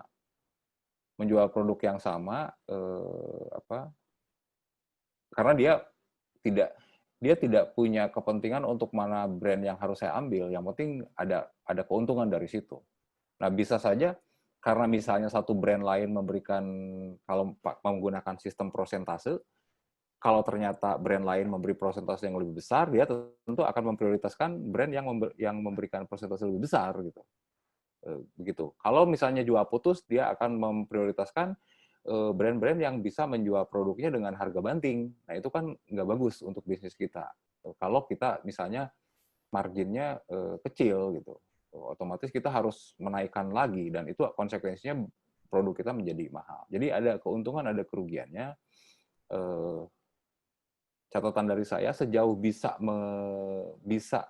bernegosiasi dengan resellernya, bisa membuat kesepakatan yang disepakati bersama dan ada konsekuensinya, bisa saja dengan reseller. Tapi tidak bisa lepas begitu aja, karena menjual produk juga harus selalu terkait dengan upaya untuk membranding. Jangan sampai penjualan lancar tapi brand kita menjadi untuk waktu jangka panjang menjadi tidak baik di mata pelanggan. Kurang lebih itu, mudah-mudahan cukup menjawab. Ya, bagaimana, Mas? Ya Mas, Roy? cukup Mas. Resikonya besar juga ya Mas ya. Besar, resikonya besar. Oke Mas, makasih Oke, Mas. baik. Terima kasih Mas Roy. Semoga lancar terus bisnisnya di Tangerang ya. Kalau ada diskon jangan lupa kabar-kabari Mas. Siap. Oke, dan pertanyaan selanjutnya ini ada dari Mbak Anindya. Ini sepertinya dari tadi Mbak Anindya ini fokus melihat, saya perhatikan melalui videonya selalu live. Saya undang langsung saja tanpa saya bacakan pertanyaannya. Silakan masuk Mbak Anindya, suaranya sudah saya unmute ya. Silakan. Kayaknya belum di-mute, Ki. Oh, sebentar. Sudah? Oke, Ya. sudah. Silakan Mbak Anindya. Ya. Halo, pagi. Pagi Semuanya. Kira bisa live ya, dengar suaranya. Iya, benar. Oke, Mbak. ya saya tuh concern banget tentang personal journey. Jadi betul-betul kelasnya Mas Gani itu banyak kasih masukan sih buat saya dan perusahaan gitu. Nah, pertanyaan saya tadi itu kan kita udah punya website dan kita sudah berusaha untuk mempermudah customers untuk mempelajari dan membeli secara penuh gitu ya. Jadi mereka yakin untuk membeli. Sayangnya itu selalu ada sedikit masalah di payment gateway gitu. Jadi kita kan ada punya menu chatbot tuh di bawah. Itu human chatbot sebetulnya. Jadi chatbot tapi yang bisa interaksi seperti kita interaksi sama manusia gitu. Jadi mereka suka dengan satu barang itu dan mereka tidak langsung eksekusi membeli, tapi dia nanya dulu di chatbot kan. Terus chatbotnya karena dia human, dia menjawab lebih komprehensif. Jadi si pembeli lebih memilih untuk belinya secara offline gitu loh. Jadi kalau payment gateway kan kita pakai pihak ketiga ya. Cuman kalau langsung kan berarti langsung ke rekening kita. Nah seringnya seperti itu. Itu gimana ya? Itu yang salah di mana gitu? Nah ini kalau saya mencoba mengamati perilaku konsumen kita itu macam-macam. Tadi ada yang orang yang sudah terbiasa dengan e-commerce, biasanya setelah mereka memilih pakaian yang dia sukai, kemudian memutuskan setelah memperbandingkan dan mempertimbangkan dari beberapa sisi, dia membeli, check out dan bayar gitu ya, bisa lewat secara manual, bisa lewat pihak ketiga payment gateway. Nah, ada juga pelanggan yang dia berbelanja lewat online, tapi perilakunya masih analog. Nah, ini kebanyakan. Perilaku analog itu begini. Kan kalau kita mau belanja, kita suka tinggal klik, masuk ke keranjang, kemudian check out. Nah, banyak, ini pengalaman saya sendiri nih. Ketika saya punya online shop scarf, tapi sudah tutup sekarang karena tidak tertangani. Itu ada orang yang suka tidak check out, tapi mengontak lewat telepon. Saya suka barang ini. Terus saya bilang, register biar nanti masuk ke inventory kita. Jadi tidak harus entry gitu. Terus dia bilang, saya sudah register. Saya cek di database, nggak ada namanya. Berarti dia bohong kan? Karena kita bisa cek database. Nah, tapi sebagai penyedia, sebagai brand, tentu harus tetap dilayani. Artinya, artinya entry. Nah, itu kan sebetulnya itu menambah pekerjaan ya, yang harusnya dikerjakan oleh sistem. Jadinya kita yang mengerjakan manual gitu. Nah, tapi nanti itu berkembang, itu kebiasaan itu berkembang karena orang juga berproses ya, dari yang biasa di toko pegang-pegang barang, tapi juga kemudian berproses. Nah, yang seperti itu tetap harus dihadapi. Yang pekerjaan rumahnya adalah bagaimana ya membuat satu sistem yang orang, misalnya yang masih cara berpikirnya analog juga memudahkan gitu. Contoh paling sederhana, kalau kita buka marketplace selalu ada chat untuk mengkonfirmasi kan, ready kan gitu kan. Nah, karena si marketplace tahu kebiasaan belanja orang Indonesia, kalau nggak nanya dulu nggak yakin. Nah, ini kan kita memahami pelanggan di kita itu tidak yakin kalau barang. Karena kenapa? Karena banyak sekali toko yang menampilkan barang, ternyata stoknya sudah tidak ada. Sehingga orang tetap harus bertanya dulu untuk meyakinkan. Nah, kalau orang sudah tahu bahwa di toko kita bajunya yang ditampilkan di katalognya ada, orang tentu tidak akan bertanya lagi karena dia sudah yakin kalau toko ini tuh menampilkan baju yang memang ada produknya dan kemudian check out. Nah, itu kalau tadi pertanyaan bahwa orang tidak memutuskan membeli banyak bertanya, memang itu harus selalu direspon. Dan kita harus berempati dengan mereka. Jadi yang pertama adalah kita harus fokus ke pelanggan ya. Kita harus fokus ke pelanggan, jangan sampai lari gara-gara itu gitu loh. Kan walaupun pelanggan itu kan suka aneh-aneh. Saya pernah ditanya, ini scarfnya cepat kotor nggak gitu?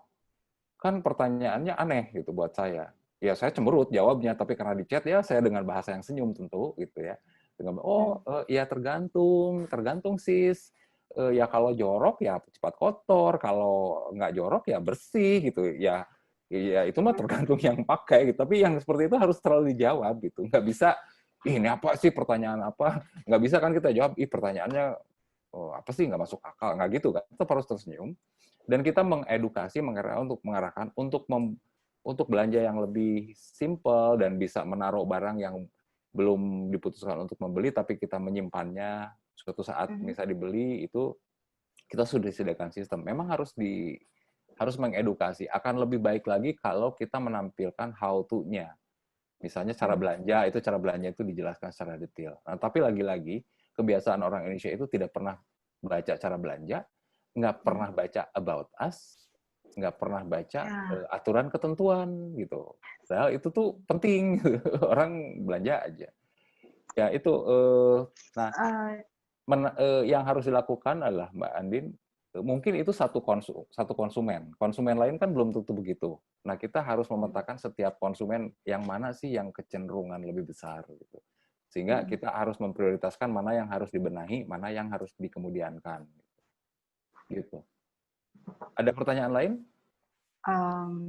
Jadi aku masih terusin ya. Jadi setelah kita petakan gitu, jadi kebanyakan orang lebih memilih chatbot adalah orang-orang yang nggak mau ribet dengan semua sistem payment gateway. Terus kedua, mereka lebih preference untuk beli dalam partai besar dengan harga yang lebih murah gitu. Karena kan produk saya kan lumayan mahal ya, high end gitu. Jadi mereka butuh semacam kepercayaan, butuh keyakinan untuk membeli ini produk gitu. Oke. Nah, ini menarik. Jadi kalau ada prediksi bahwa O2O ya, O2O, kan O2O itu ada dua pengertian. Offline to online. Yang tadinya punya toko online, pindah ke e-commerce. Nah, ada kecenderungan sekarang online to offline. Orang pesannya online, ambilnya offline. Itu yang contohnya kalau teman-teman saya ini pelanggan S Hardware, jadi saya sering belanjanya online, ngambilnya sendiri gitu. Itu kan online to offline biasanya, atau orang pesannya online karena pengen cepet-cepet dapet, nanti pulang kerja disamper gitu ya, seperti itu. Nah, yang mungkin untuk Mbak Anindya, mana yang lebih memudahkan buat mereka itu yang dilakukan, sambil kita membandingkan apakah pendapat itu sama dengan konsumen yang lain atau tidak. Atau mungkin ada jalur khusus yang untuk memberi dalam jumlah besar, itu punya kanal sendiri untuk itu, yang mungkin kan itu kan sangat modal kepercayaan ya, dan itu sangat bisa sangat lewat saluran khusus. Sementara untuk konsumen yang satuan itu lewat website. Tapi tetap semuanya harus digambarkan mana yang memudahkan mereka, mana yang membuat mereka senang, dan mana yang membuat mereka ribet.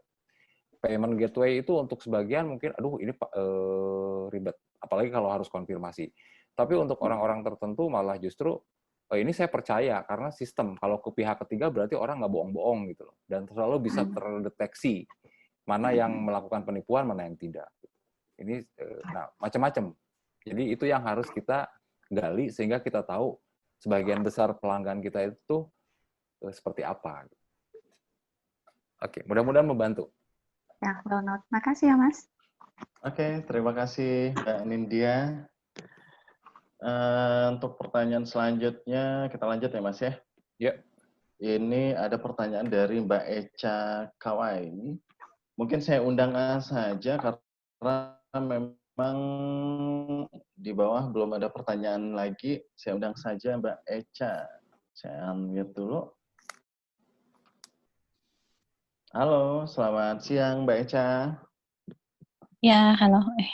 Oke, mungkin bisa langsung bertanya saja Mbak. Bisa disampaikan langsung kepada Mas Gani. Ya, makasih Mas Ongki kesempatannya. Mas Gani mau tanya ini, kan tadi dijelasin sama Mas Gani untuk yang skenario perjalanan customer.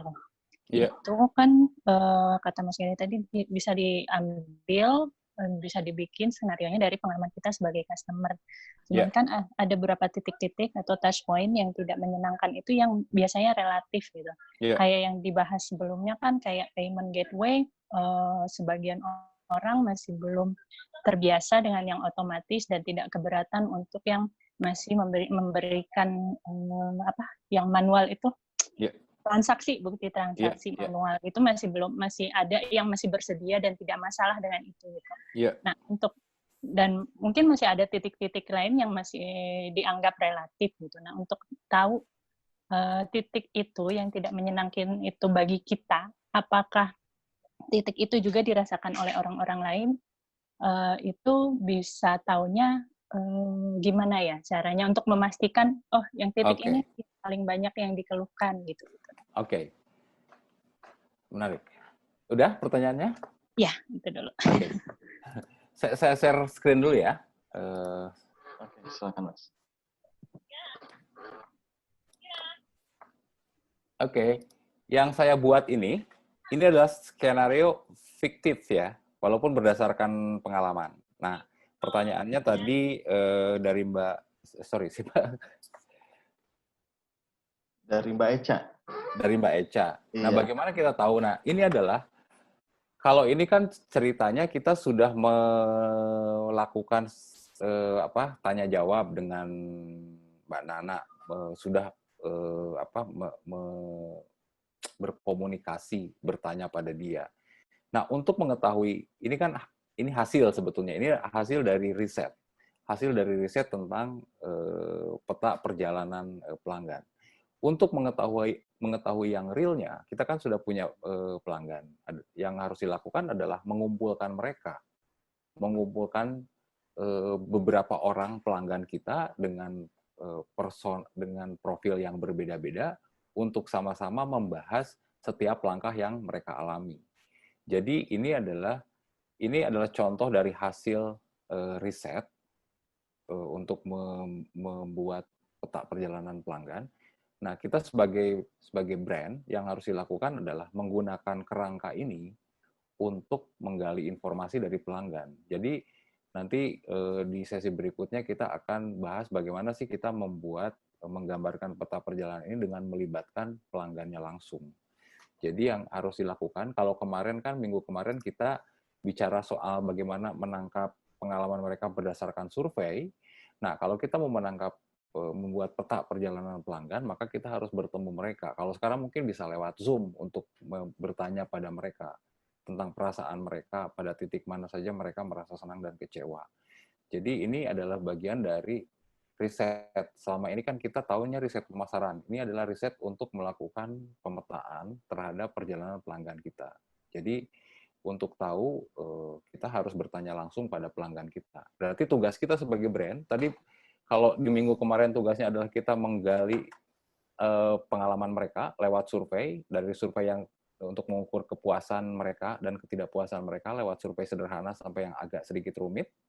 Nah, untuk membuat peta perjalanan, kita juga harus melakukan penelitian. Nah, pertanyaannya, gimana caranya? Tools-nya apa? Nah, kalau kawan-kawan buka misalnya Survey Monkey itu cukup bagus.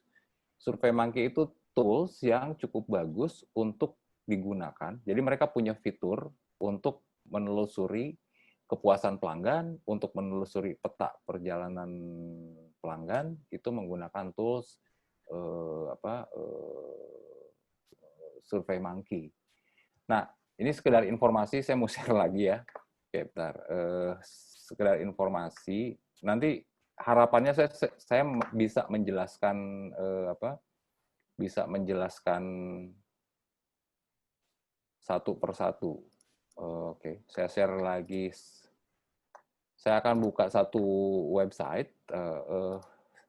Oke, kelihatan ya? Halo? Kelihatan nggak?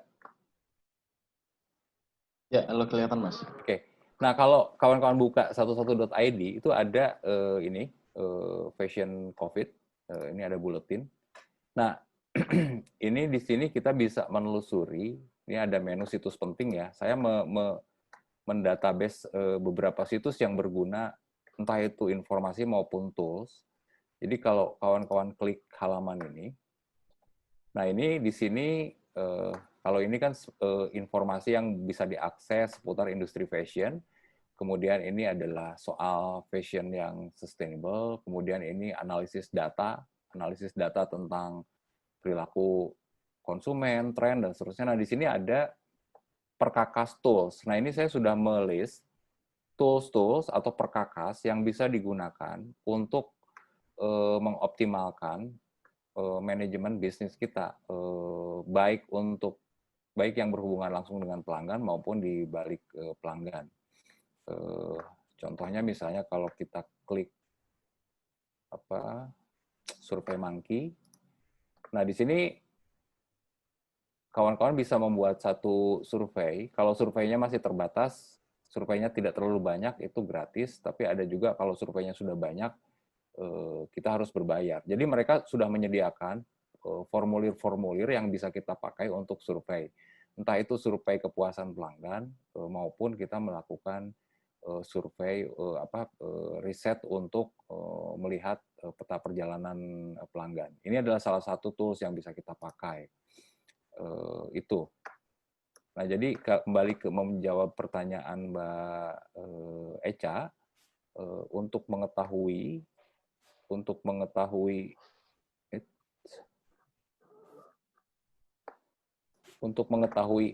real bagaimana perjalanan pelanggan, kita memang harus melakukan survei. Bukan survei ya, harus melakukan riset, harus bertanya pada mereka. Sebetulnya ada formnya yang mau saya share, cuma belum saya terjemahkan, jadi belum bisa saya kirim. Saya harus terjemahkan dulu. Jadi ada nanti nyambung juga dengan tadi Mas Roy.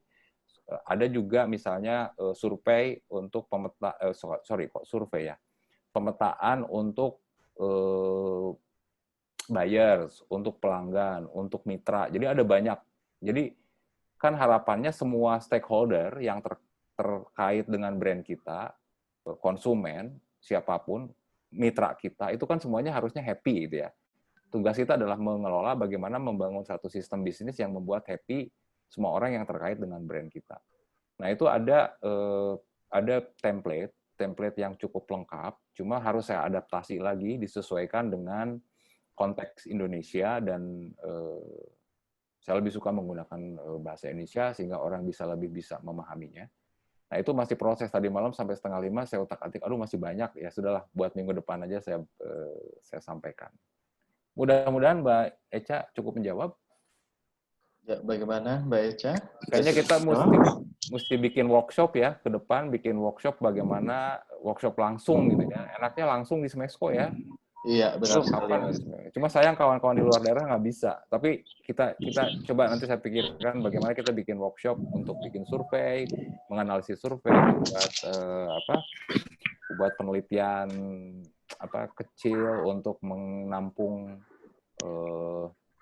pendapat pelanggan dan seterusnya. Iya, Mas, setuju Mas kalau ada workshopnya. Iya. Cuma ini Mas, saya mau nambahin dikit aja. Kan ya, tadi silakan. Untuk riset, kan kita harus melakukan riset untuk pemetaan perjalanan ini juga. Iya.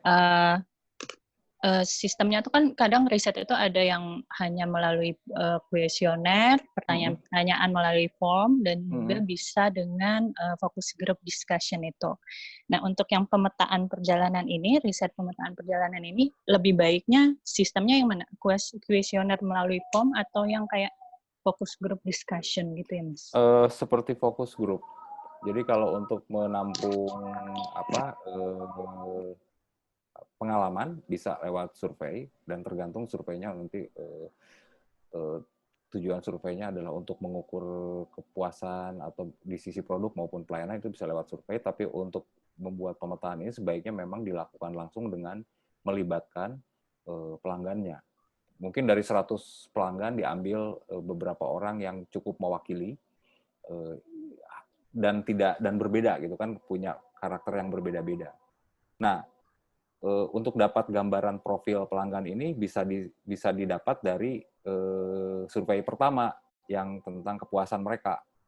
Kan itu ada, kalau formnya yang lebih lengkap itu ada tuh minat mereka, kesukaan mereka, apa yang mereka harapkan, itu kan ada di survei. Nah, dari situlah kita menentukan kira-kira pelanggan mana yang bakal dilibatkan dalam riset kita untuk memetakan perjalanan mereka selama berinteraksi dengan brand kita.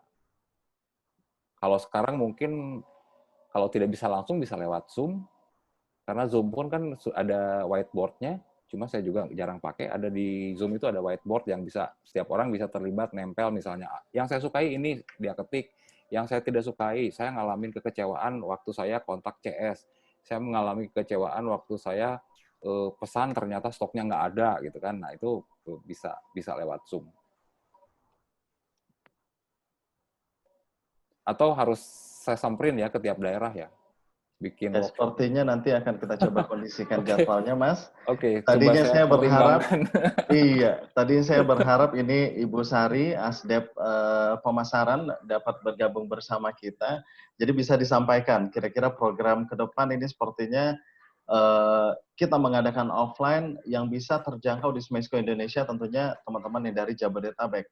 Tetapi yang luar Jabodetabek tentunya harus kita yang bisa menjangkau mereka. Nah, itu akan kita sampaikan program ini kepada Deputi Propasar tentunya yang mendukung penuh kegiatan klinik Smesco Spark Fashion ini tentunya. Dan ini juga ada salah satu staf beliau mengikuti sekarang, Mas Lauren.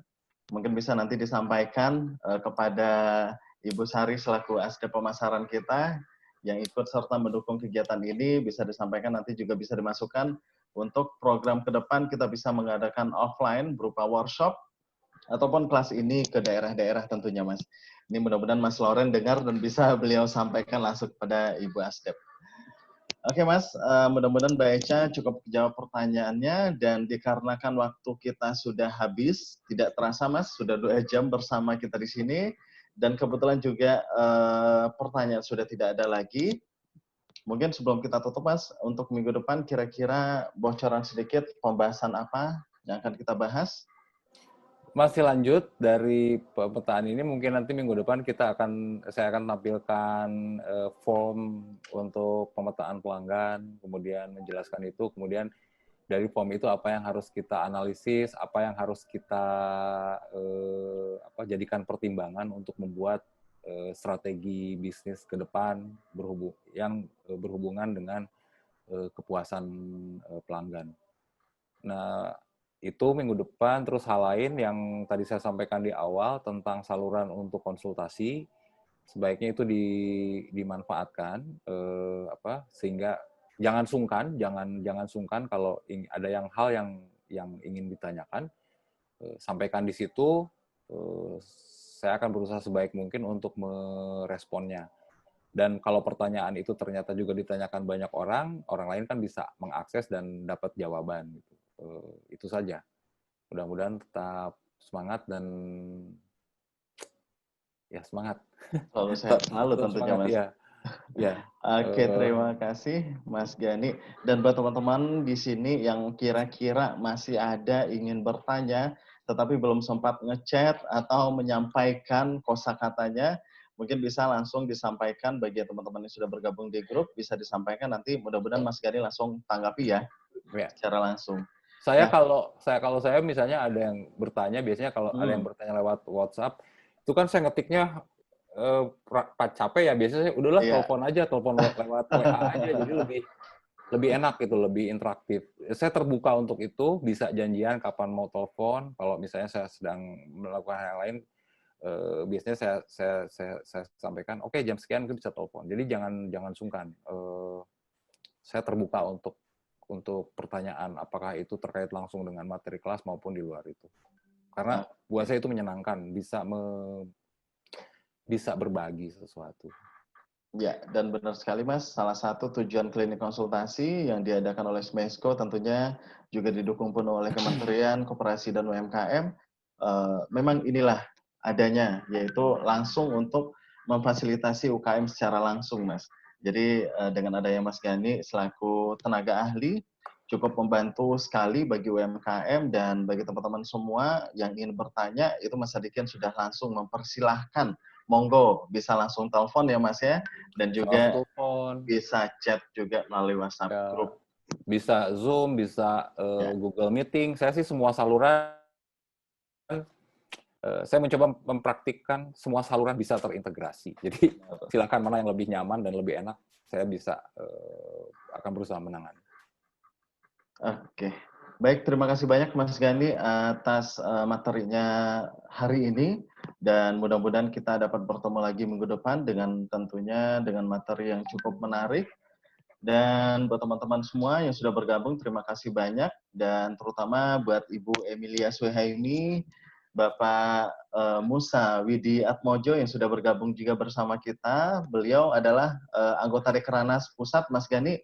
Mudah-mudahan ke depan kita bisa sharing bersama beliau-beliau ini, dan juga Ibu Emilia merupakan mantan direktur utama sebelum Bapak Leo Theo Sabrata. Nah, tentunya Mas Musa beliau ada, juga, ada Mas Musa kan? Ada, beliau sudah bergabung dari tadi bersama kita. Iya, dulu saya interview Mas Musa, foto zaman saya masih liputan. Iya. Ketemu Jadi, juga di sini. Benar sekali. Saya sudah chat beliau tadi. Beliau juga ingin bergabung bersama kita di sini. Ya, mudah-mudahan ke depan Pak Musa dapat bergabung juga. Terus bersama kita Ibu Emil juga bisa berbagi pengalaman juga di sini. Karena bagaimanapun anggota Dekrenas juga salah satu mitra kerja kita dari Smesco Indonesia. Dan kami menginformasikan sedikit informasi, Mas, ini hari Rabu besok kita ada mengadakan webinar nasional yang dihadiri langsung oleh Bapak Menteri Koperasi Bapak Teten Mas Duki bersama dengan Bapak Peri Waryujoyo, yaitu Gubernur Bank Indonesia, dengan tema transaksi sehat menggunakan QR kode Indonesia Standar KRIS di masa pandemi COVID-19 dan new normal. Dan itu akan dimoderatori langsung oleh Bapak Direktur Utama Smesco Indonesia, yaitu Bapak Leonard Theo Sabrata. Nah, jadi buat teman-teman yang ingin ikut bergabung, kami persilakan untuk dapat mendaftar. Dan informasi lebih lanjut bisa dilihat di IG-nya Smesco Indonesia dan juga di IG Kementerian Koperasi dan UMKM. Nah, semua teman-teman bisa dapat bergabung, bisa untuk menambah ilmu, dan tentunya kami tunggu juga teman-teman bergabung lagi bersama kami di hari Senin depan tentunya. Sekali lagi terima kasih Mas Sadikin, terima kasih kepada seluruh peserta yang sudah bergabung, dan sampai jumpa pada minggu depan. Sehat selalu dan tetap semangat. Jangan lupa untuk membantu kami mengisi survei yang akan kami kirimkan nantinya. Dan tetap Terima setia kasih. di kelas ini. Iya, benar sekali. Oke, terima kasih semua. Assalamualaikum warahmatullahi wabarakatuh. Selamat siang. Waalaikumsalam.